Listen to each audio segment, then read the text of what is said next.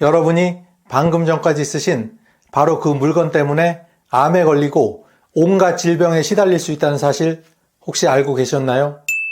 겉보기엔 깨끗하고 편리해 보이는 것들이 사실은 우리 몸속에 무서운 독을 차곡차곡 쌓이게 만드는 원인이었다니 정말 놀랍지 않나요? 처음엔 아무 증상이 없으니 알 수가 없습니다. 하지만 시간이 지나면 결국 골마 터져서 큰 병으로 나타나게 됩니다. 잠시 후 영상에서 소개해드릴 이것을 모르시면 각종 암이나 원인 모를 건강 이상으로 어느 날 갑자기 쓰러져 응급실로 실려가는 사람이 바로 여러분이 될 수도 있습니다. 최근 미국 하버드대 출신의 한 의사가 자신의 SNS에 이렇게 경고한 적이 있습니다. 당신이 매일 사용하는 생활용품 몇 가지가 조용히 그러나 잔인하게 당신을 죽이고 있다. 이건 절대 과장이 아닙니다. 실제로 전 세계에서 수많은 사람들이 이 같은 문제로 고통을 받고 있고 우리 주변에서도 이미 이런 일이 벌어지고 있습니다. 더 무서운 건 우리가 그 사실을 전혀 모른 채 지금도 매일 그 물건을 손에 잡고 음식에 닿게 하고 공기와 함께 들이마시고 있다는 겁니다. 우리 자신도 모르는 사이에 지방 곳곳에서 그 위험에 노출되고 있다는 겁니다. 한국의 어떤 병원이나 의사도 알려주지 않는 이 문제를 제가 오늘 영상에서 낱낱이 알려드리겠습니다. 오늘 영상 끝까지 보시지 않으면 여러분은 앞으로도 매일 독을 삼키며 살아가게 될 수도 있습니다. 첫 번째 위험한 물건은 바로 플라스틱 도마입니다. 부엌에서 매일 쓰는 도마, 그 중에서도 플라스틱 도마는 가볍고 세척이 간편해서 많은 가정에서 애용하고 있습니다. 하지만 이 도마를 오래 사용하게 되면 표면에 칼자국이 깊게 패이고 보이지 않는 균열이 생기게 됩니다. 위험은 바로 그 순간부터 시작되는데 칼질을 할 때마다 아주 작은 플라스틱 조각이 떨어져 나와 고기나 생선, 채소, 과일 같은 음식에 달라붙어 그대로 우리 몸속으로 들어가는 것입니다. 처음엔 전혀 알 수가 없습니다. 음식의 맛이나 냄새가 변하지 않기 때문에 우리는 아무 의심 없이 그대로 삼키게 됩니다. 하지만 그 작은 조각들은 눈에 보이지 않는 채 위와 장, 간, 그리고 피부에까지 영향을 주며 조금씩 몸을 망가뜨리기 시작합니다. 이 플라스틱 조각은 가장 먼저 소화기관을 공격합니다. 위로 직접 들어가면서 위벽을 직접 긁어내기 시작합니다. 처음에는 단순히 속이 더부룩하거나 위가 쓰린 정도로 지나갈 수 있습니다. 하지만 이런 자극이 반복되면 위 점막에 상처가 깊어지고 만성적인 염증이 생깁니다. 결국 그 부위에서 세포가 비정상적으로 증식하게 되고 시간이 흐르면서 혹이 자라 종양이 됩니다. 이 종양이 악성으로 변하면 바로 위암으로 발전하는 것입니다. 또 장으로 내려간 조직도 마찬가지입니다. 장은 영양소 흡수를 담당하는 중요한 기관인데 미세 플라스틱이 계속 쌓이게 되면 역시 장 점막이 손상됩니다. 처음엔 배가 자주 더부룩하거나 변비, 설사가 반복되는 정도일 수 있습니다. 그러나 점막이 손상된 상태가 이어지면 만성 염증이 발생하고 결국 대장에 혹이 자라면서 대장암으로 발전할 위험이 커집니다. 실제로 여러 연구에서 대장암 환자의 조직에서 미세 플라스틱이 발견되었다는 보고도 나오고 있습니다. 우리 몸은 외부에서 들어온 독성 물질을 간이 걸러내고 해독합니다. 그런데 매일같이 음식에 섞여 들어온 플라스틱 조각과 그 안의 화학 성분들이 간으로 몰려들게 되면 간 세포가 점차 손상되기 시작합니다. 처음엔 별다른 증상을 느끼지 못합니다. 단순히 피곤하거나 소화가 잘 안 된다고 생각할 수 있습니다. 그러나 한참이 지나면 간 세포가 하나둘 망가지기 시작합니다. 이 과정이 반복되면 간은 점점 딱딱해지면서 간 경화로 이어지고 더 심하면 세포가 변형돼 간암으로 발전할 수 있습니다. 간은 침묵의 장기라 불릴 만큼 초기에 특별한 증상이 없기 때문에 병이 진행된 후에야 발견되는 경우가 많습니다. 그렇기 때문에 플라스틱 도마에서 비롯된 미세한 조각이 간에 쌓이는 것은 매우 위험한 일입니다.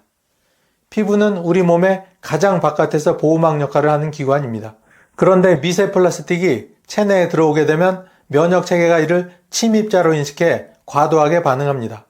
그 결과 피부가 붉어지고 가렵거나 발진이 생기고 알레르기성 피부염이 심해질 수 있습니다. 특히 아토피 체질을 가진 사람이라면 증상이 더욱 심해질 수 있습니다. 가볍게 생각하고 방치하다 보면 점점 악화되어 일상생활에 큰 불편을 줄 수가 있습니다. 단순한 피부 트러블이 아니라 몸속에서 벌어지는 독성 반응의 신호일 수 있다는 점을 꼭 명심해야 합니다. 위가 쓰리거나 배가 자주 불편하거나 피부가 가렵다는 건 누구나 한 번쯤 겪는 흔한 증상일 수 있습니다. 하지만 그 뒤에 숨어있는 원인이 매일 쓰는 도마일 수 있다는 사실은 거의 생각하지 못합니다. 그렇기 때문에 더 무섭습니다. 병이 어느 정도 진행된 후에야 도대체 왜 이렇게 되었을까 하고 뒤늦게 원인을 찾아보지만 이미 늦은 경우가 대부분입니다. 그렇다면 어떻게 해야 할까요? 가장 중요한 건 플라스틱 도마를 오래 쓰지 않는 것입니다. 특히 칼자국이 깊게 패이고 세척해도 지워지지 않는 자국이 많은 도마는 즉시 버려야 합니다. 플라스틱 도마 대신에 나무 도마나 대나무 도마 혹은 유리 도마를 사용하면 위생적으로 오랫동안 사용할 수 있습니다. 여러분, 오늘 부엌에 있는 도마를 한번 자세히 살펴보세요. 칼자국이 깊게 패인 플라스틱 도마라면 그건 이미 가족의 건강을 해치고 있을지도 모릅니다. 도마에서 시작된 위험은 사실 부엌의 또 다른 곳에도 숨어 있습니다. 우리가 매일 쓰는 프라이팬, 이 안에도 보이지 않는 독이 들어있다는 사실 혹시 들어보셨나요? 프라이팬은 주방에서 빠질 수 없는 조리도구입니다. 달걀을 부치거나 고기를 굽고 각종 볶음 요리를 할 때 우리는 거의 매일 프라이팬을 사용합니다. 특히 코팅팬은 기름을 적게 쓰고 음식이 잘 달라붙지 않아 편리하다는 이유로 많은 가정에서 사용하고 있습니다. 하지만 이 편리함 뒤에는 우리가 잘 모르는 무서운 위험이 숨어 있습니다. 바로 코팅이 벗겨지거나 긁힌 순간부터 그 팬은 우리의 가족을 위협하는 독의 원천으로 바뀌게 됩니다. 프라이팬을 코팅할 때 쓰이는 물질 가운데 일부는 과불 화합물이라고 불리는 성분입니다. 이 물질은 자연적으로 잘 분해되지 않아 영원한 화학 물질이라 불립니다. 문제는 프라이팬 표면이 조금이라도 긁히거나 벗겨지면 이 성분이 미세한 조각으로 떨어져 음식 속에 들어간다는 것입니다. 눈으로 확인할 수도 없고 맛이나 냄새로도 알 수가 없습니다. 우리는 매일 이 독성 입자를 삼키고 있다는 사실조차 모른 채 음식을 먹고 있습니다. 이 성분들은 우리 몸속에서 쉽게 배출되지 않습니다. 한번 들어오게 되면 혈액을 타고 온 몸을 돌며 장기와 조직 곳곳에부터 서서히 독성을 발휘합니다. 오늘 하루 먹은 음식만으로는 큰일이 나지 않겠지만 문제는 매일매일 누적된다는 점입니다. 수년 혹은 수십 년이 지나면 결국 심각한 병으로 나타나게 됩니다. 코팅팬에서 나온 독성 물질은 여성의 생식기관에 직접적인 영향을 줍니다. 자궁 내막의 세포가 비정상적으로 증식하면서 혹이 생기고 시간이 지나면 자궁 내막암으로 발전할 수 있습니다. 생리 주기가 불규칙해지고 출혈이 길어지거나 심해지는 신호가 나타날 수 있습니다. 하지만 많은 경우 단순한 생리불순으로 여기고 넘어가기에 더욱 위험합니다. 난소에도 문제가 생깁니다. 배랑 기능이 서서히 망가지면서 난자가 제대로 성숙하지 못합니다. 결국 임신이 어려워지고 종양이 자라 난소암으로도 이어질 수 있습니다. 난소암은 초기에 특별한 증상이 없고 뒤늦게 발견되면 이미 진행된 경우가 많아 치명적입니다. 남성도 안전하지는 않습니다. 코팅팬에서 나온 성분은 남성 호르몬과 관련된 기관을 자극해 전립선에 이상을 만듭니다. 처음엔 소변 줄기가 약해지거나 자주 소변을 보는 정도로 시작합니다. 하지만 시간이 지나면 전립선 세포가 과도하게 증식하면서 혹이 생기고 결국 전립선암으로 발전할 수 있습니다. 더 나아가 정자를 만드는 고환세포에도 변화를 일으켜 정자 수가 줄고 운동성이 떨어지며 임신이 어려워지는 불임으로 이어질 수 있습니다. 심하면 고환세포가 변형돼 종양이 생기고 결국 고환암으로 이어질 위험도 있습니다. 코팅팬에서 나온 유해 성분은 갑상선에도 큰 영향을 줍니다. 갑상선은 우리 몸의 대사를 조절하는 중요한 기관입니다. 하지만 독성 성분이 체내에 쌓이게 되면 갑상선 기능이 서서히 망가지고 목 앞에 작은 혹이 자라게 됩니다. 시간이 지나 이 혹이 커지고 세포가 변형되게 되면 갑상선 암으로 발전할 수 있습니다. 갑상선암은 한국인에게 흔한 암 중 하나로 초기에 목에 혹이 잡히기 전까진 눈치채기가 어렵습니다. 또 코팅팬의 독성 성분은 혈당 조절에도 문제를 일으킵니다. 인슐린이 제대로 작동하지 않으면서 혈당이 들쑥날쑥하게 됩니다. 식후에 유난히 졸리거나 조금만 먹어도 쉽게 체중이 늘고 갈증이 잦아지는 증상이 나타날 수 있습니다. 이 상태가 계속되면 결국 제2형 당뇨병으로 이어집니다. 당뇨병은 단순히 혈당만의 문제가 아니라 합병증으로 신경손상, 망막질환, 발기부전, 신장질환으로까지 연쇄적으로 이어질 수 있습니다. 그럼 이런 위험을 피하기 위한 대안은 어떤 것이 있을까요? 우선 스테인레스 팬을 사용하는 것입니다. 스테인레스 팬은 관리만 잘하면 반영구적으로 사용할 수 있습니다. 기름을 살짝만 두르면 음식이 눌러붙은 문제도 크게 줄어들게 됩니다. 혹은 세라믹 팬을 사용할 수도 있습니다. 세라믹 팬은 열에 강하고 인체에 무해한 재질로 만들어져 비교적 안전합니다. 여러분, 코팅이 벗겨지거나 긁힌 팬은 지금 당장 버려버려야 합니다. 겉보기엔 멀쩡하다는 생각에 계속 쓰게 되면 보이지 않는 독이 매일 밥상에 올라오게 됩니다. 주방에서 음식을 통해 들어온 독은 팬과 도마로 끝나지 않습니다. 이번에는 거실로 한번 가보겠습니다. 편안한 분위기를 만들려고 켜는 작은 향초, 그 불빛 뒤에 숨겨진 무서운 진실이 있습니다.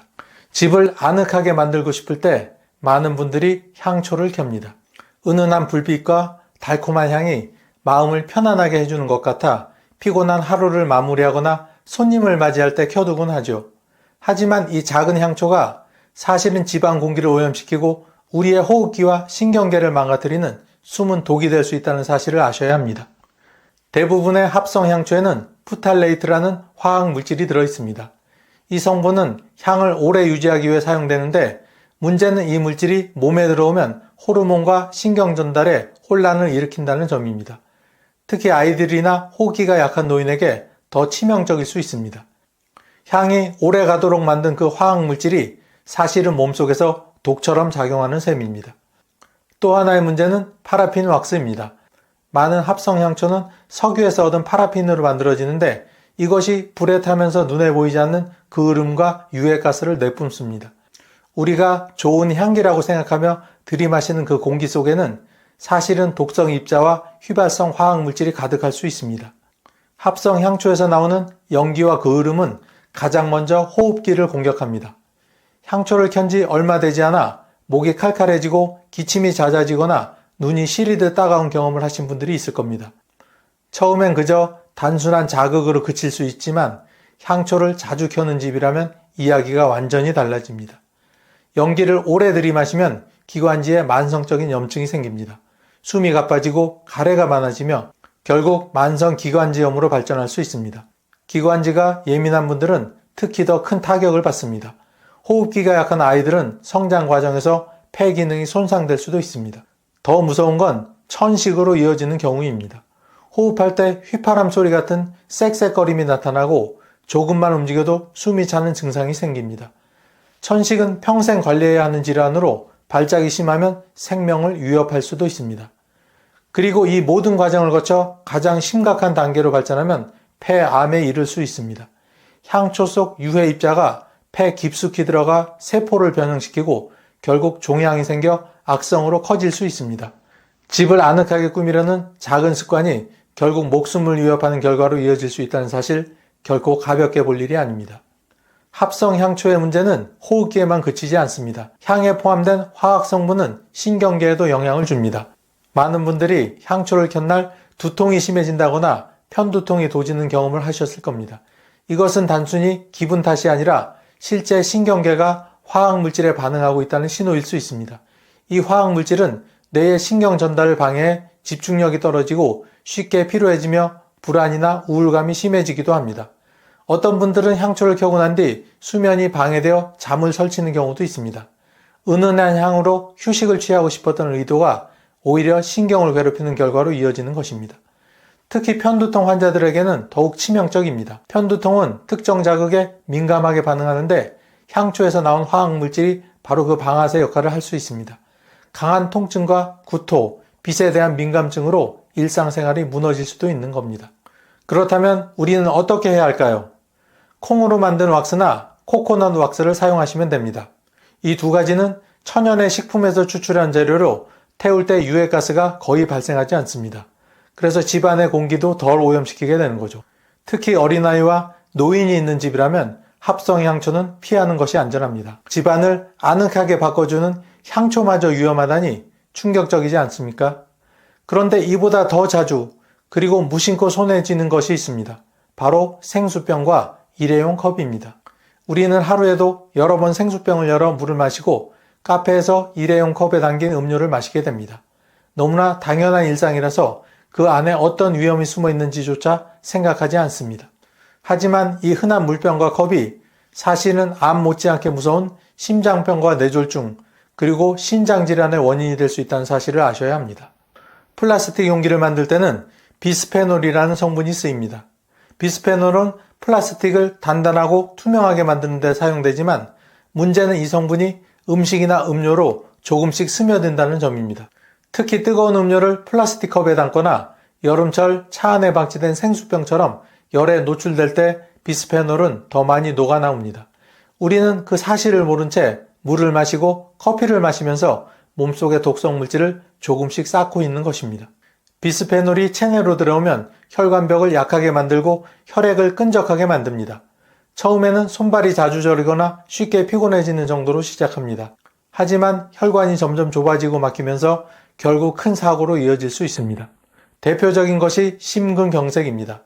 어느 날 갑자기 가슴을 돌덩이로 누르는 듯한 통증이 몰려오고 숨이 차고 식은땀이 흐르는 순간이 찾아옵니다. 이는 심장으로 가는 혈관이 막혀 피가 공급되지 못하는 상태로 치료가 늦으면 생명을 잃을 수도 있는 치명적인 병입니다. 또 하나는 뇌졸중입니다. 뇌혈관이 막히거나 터지면 뇌세포가 죽기 시작합니다. 말이 어눌해지고 한쪽 팔이나 다리에 힘이 빠지고 심하면 의식을 잃고 쓰러지게 됩니다. 단순한 혈관 이상이 아니라 한순간에 삶을 송두리째 바꿔버리는 무서운 결과로 이어질 수 있습니다. 고혈압과 동맥경화 같은 병도 비스페놀과 깊은 관련이 있습니다. 혈관이 점점 딱딱해지고 압력이 높아지면 작은 충격에도 혈관이 쉽게 손상됩니다. 결국 심혈관 질환의 고리가 끊이지 않고 이어지는 것입니다. 그리고 혈액 속에 들어온 유해 성분은 결국 신장으로 향하게 됩니다. 신장은 우리 몸에서 혈액을 걸러내고 노폐물을 배출하는 정수기와 같은 역할을 합니다. 하지만 독성 물질이 반복적으로 들어오면 신장이 과부하를 일으킵니다. 처음에는 소변량이 줄거나 얼굴과 다리가 붓는 정도로 시작합니다. 하지만 시간이 지나면 신장의 여과 기능이 점점 떨어지면서 만성 신부전으로 이어집니다.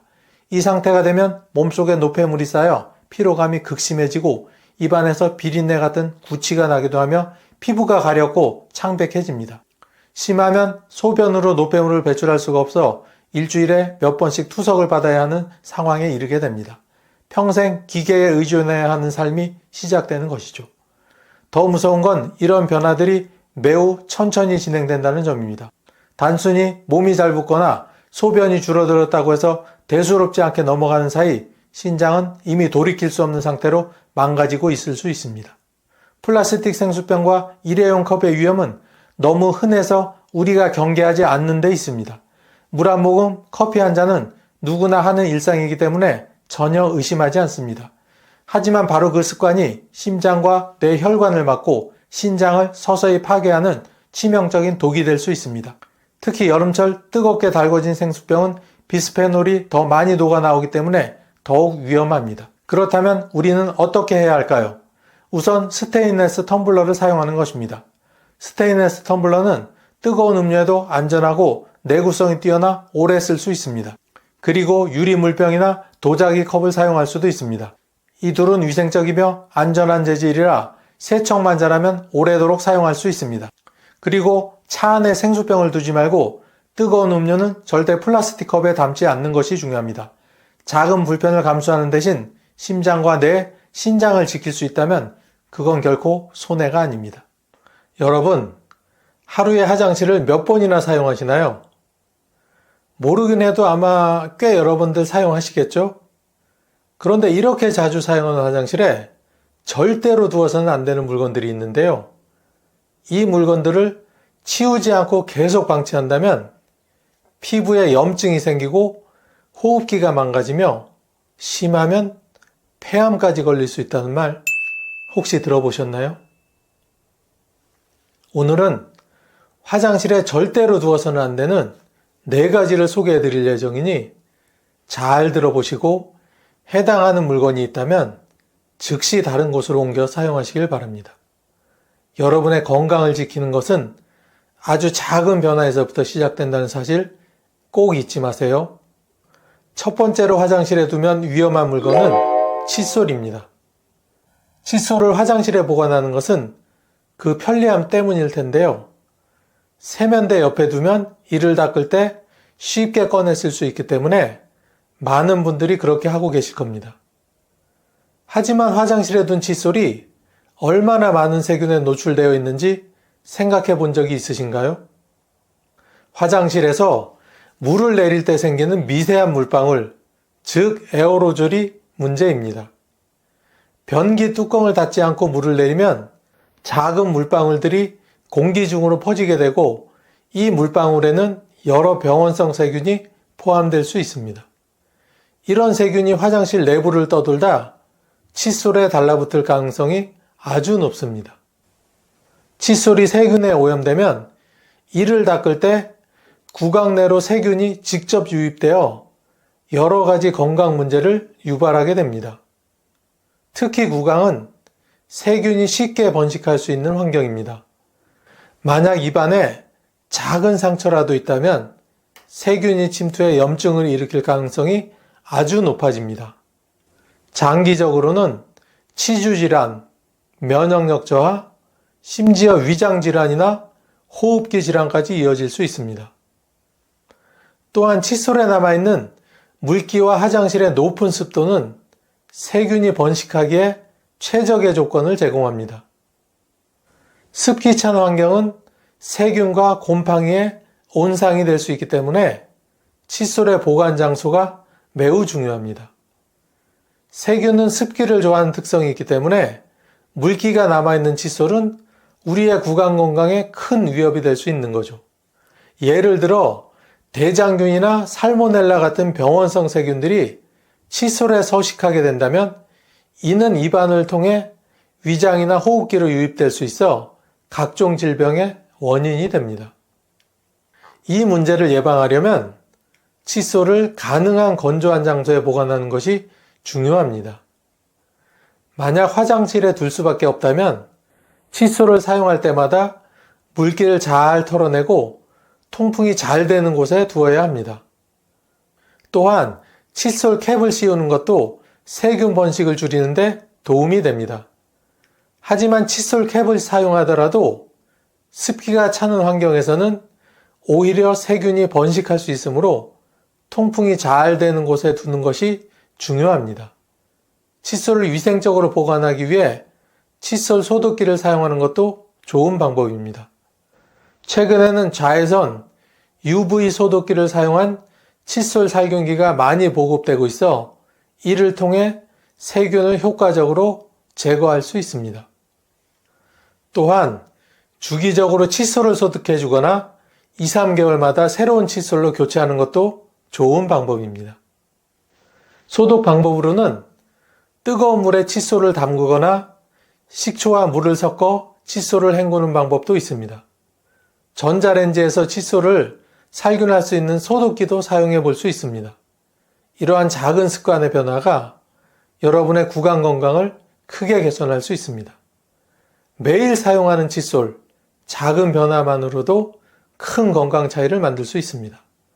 오늘부터라도 칫솔을 올바르게 보관하는 습관을 꼭 들여보세요. 두 번째로 소개할 화장실에 두면 위험한 물건은 바로 방향제입니다. 많은 분들이 화장실 냄새를 잡기 위해 방향제를 사용하시죠? 문을 열 때 퍼지는 상쾌한 향기, 정말 쾌적하게 느껴집니다. 그런데 혹시 이 방향제 속에 숨어있는 위험한 화학 성분에 대해서는 들어보셨나요? 바로 휘발성 유기화합물 VOCS라는 성분입니다. 이 성분은 공기 중으로 쉽게 방출되며 우리가 숨을 쉴 때 흡입되는 아주 미세한 화합물입니다. 장기적으로는 호흡기 건강에 치명적인 영향을 미칠 수 있습니다. 휘발성 유기화합물은 방향제뿐만 아니라 우리가 일상에서 흔히 사용하는 생활용품, 탈취제, 그리고 가정용 청소용품 등에도 포함되어 있습니다. 눈에 보이지 않기 때문에 우리에게 더 큰 위협이 될 수 있는 거죠. 마치 먼지가 천천히 쌓이는 것처럼 이 성분도 시간이 지나면서 공기 중에 축적되고 우리는 이를 매일매일 조금씩 흡입하게 됩니다. 특히 화장실은 환기가 잘 안 되는 밀폐된 공간이라 이러한 화학 물질들이 공기 중에 더 오래 머물게 되고 우리 몸에 장기적으로 해를 끼치게 됩니다. 처음에는 아무런 문제를 느끼지 못할 수도 있지만 매일 조금씩 노출되다 보면 결국 건강에 심각한 문제를 일으킬 수 있습니다. 눈에 보이지도 않고 특별한 냄새도 나지 않는다고 해서 괜찮다고 생각하면 안 되는 이유입니다. 방향제의 상쾌한 향기 이면에는 이런 치명적인 위험이 도사리고 있다는 사실을 꼭 기억하세요. 그럼 방향제 사용을 줄이고 싶다면 어떻게 해야 할까요? 우선 화학 성분이 포함된 인공 방향제는 싹 치워버리세요. 대신에 천연 재료로 만든 디퓨저를 사용하는 것을 추천드립니다. 예를 들어 레몬 껍질이나 허브, 나뭇잎 등을 활용한 천연 디퓨저는 공기 중에 유해한 화학물질을 방출하지 않기 때문에 더 안전합니다. 천연 디퓨저는 은은한 향을 내면서도 건강을 해치지 않는다는 점에서 매우 좋습니다. 또한 화장실에 창문이 있다면 자주 열어서 자연 환기를 시키는 것도 좋은 방법입니다. 환기가 어려운 경우에는 화장실 문을 살짝 열어두어 공기가 순환되도록 해주세요. 이러한 작은 변화만으로도 우리의 호흡기 건강을 지킬 수 있습니다. 건강을 위해 오늘부터라도 화장실 방향제의 향기보단 내 몸의 건강을 우선시해 보는 것은 어떨까요?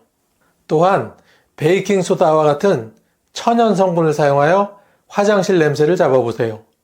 베이킹소다는 냄새를 효과적으로 흡수해 줍니다. 작은 통에 베이킹소다를 담아 화장실에 두기만 해도 공기 중의 냄새를 중화시킬 수 있습니다. 또 다른 방법으로는 활성탄을 사용하는 것도 좋은 선택입니다. 활성탄은 냄새를 흡수하는 데 매우 효과적입니다. 이러한 천연 방법들은 우리 건강에도 무해하고 환경에도 좋기 때문에 적극 추천드립니다. 또한 에센셜 오일을 활용해도 좋습니다. 예를 들어 라벤더, 티트리, 레몬 오일은 자연적으로 향기를 내면서도 세균 번식을 억제하는 효과가 있어 화장실 냄새 제거에 매우 좋습니다. 다음 세 번째로 넘어가기 전에 아직까지 구독과 좋아요를 누르시지 않은 분이 계시다면 꾹 하고 한번 눌러주세요. 구독과 좋아요를 누르시면 여러분께 건강과 행운이 함께 하실 겁니다. 세 번째로 화장실에 두면 위험한 물건은 바로 세제와 청소용품입니다. 청소를 위해 욕실 세제나 변기 클리너, 소독제를 화장실에 두는 것은 너무나 흔한 일입니다. 우리는 화장실을 깨끗하게 유지하고 싶은 마음에 이러한 청소용품들을 화장실 안에 두곤 합니다. 하지만 이러한 선택이 오히려 우리 건강을 해칠 수도 있다는 사실을 알고 계신가요? 우리가 흔히 쓰는 대부분의 청소용품에는 염소, 암모니아와 같은 강력한 화학 성분이 포함되어 있습니다.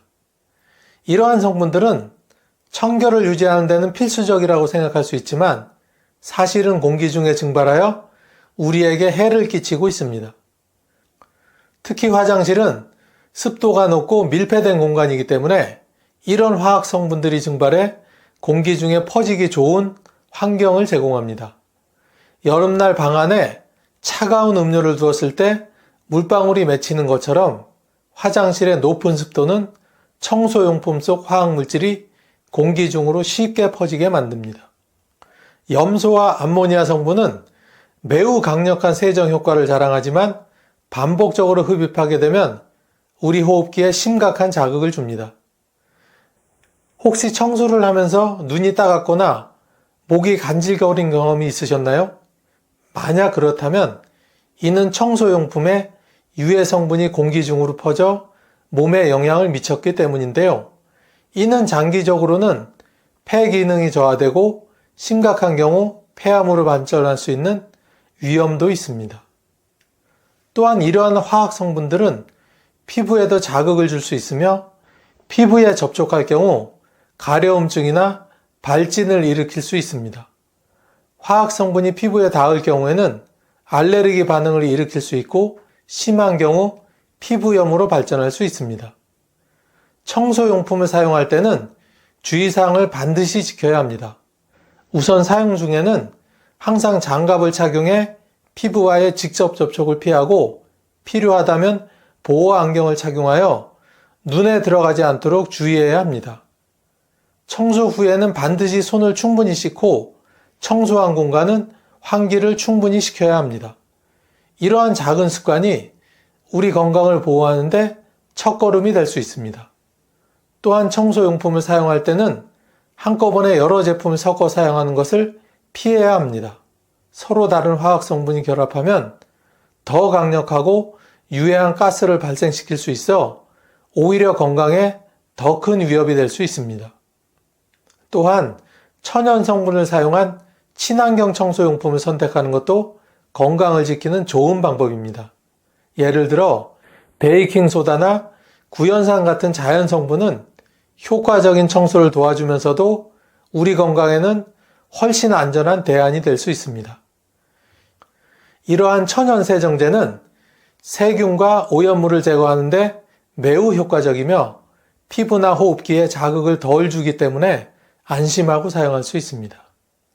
아울러 천연 성분의 청소용품은 환경오염을 줄이는 데에도 기여할 수 있습니다. 지속 가능한 청소 방법으로 매우 권장되는 이유입니다. 또한 식초와 물을 섞어 만든 천연 청소제는 변기나 타일을 청소하는 데도 효과적입니다. 마지막으로 화장실에 두면 위험한 물건은 수건과 옷입니다. 샤워 후 바로 사용할 수 있도록 수건을 화장실에 걸어두는 경우가 많은데 이는 편리하지만 건강에는 좋지 않은 선택입니다. 화장실은 습도가 높고 온도 변화가 심한 공간이기 때문에 수건이나 옷을 두기에는 적합하지 않은 장소입니다. 습기를 잘 흡수하는 성질을 가진 수건은 곰팡이와 세균이 번식하기 쉬운 환경이 됩니다. 혹시 눅눅한 수건을 사용한 후에 피부가 가렵거나 트러블이 난 적이 있으신가요? 이는 수건 속에 자라난 세균과 곰팡이 때문일 가능성이 큽니다. 특히 면 소재의 수건은 보풀이 많은 구조 덕분에 세균이 잘 자라며 화장실의 습도와 결합하면 곰팡이의 온상이 되기 쉽습니다. 이렇게 오염된 수건을 사용하면 피부에 자극을 주고 장기적으로는 알레르기나 아토피 같은 피부 질환으로 발전할 수 있습니다. 곰팡이는 피부뿐만 아니라 호흡기를 통해 체내로 들어올 수도 있어 천식이나 호흡기, 알레르기를 유발할 수도 있습니다. 그럼 이를 예방하기 위해서는 어떻게 하는 게 좋을까요? 수건은 사용 후 반드시 햇볕이 잘 드는 곳에 완전히 말리는 것이 중요합니다. 가능하다면 화장실 밖에 건조한 장소에 보관하고 주기적으로 세탁하며 일정 기간 사용한 후에는 교체하는 것이 좋습니다. 일반적으로 수건은 1, 2년마다 교체하는 것이 위생적으로 좋습니다. 특히 면 소재의 수건은 습기를 흡수하면 더욱 무겁고 건조하기 어렵기 때문에 반드시 햇볕이 잘 드는 곳에 걸어 말리는 것이 필요합니다. 곰팡이와 세균은 자주 세탁해도 완전히 없어지지 않기 때문에 세탁 시 뜨거운 물을 사용해 살균하는 것도 좋은 방법입니다. 또한 사용 후 완전히 마르지 않은 수건은 가능한 빨리 세탁하는 것이 좋습니다. 습기와 곰팡이 문제를 줄이기 위해 이러한 작은 노력들이 필요합니다. 주기적으로 수건과 옷을 충분히 햇볕에 말려주는 것, 그리고 화장실이 아닌 통풍이 잘 되는 공간에 보관하는 것은 우리 피부와 호흡기 건강을 지키는데 큰 도움이 됩니다. 곰팡이나 세균은 시각적으로 보이지 않기 때문에 더 신경을 써야 하며 작은 습관의 변화가 큰 건강의 차이를 만들 수 있다는 사실을 꼭 기억하셔야 합니다.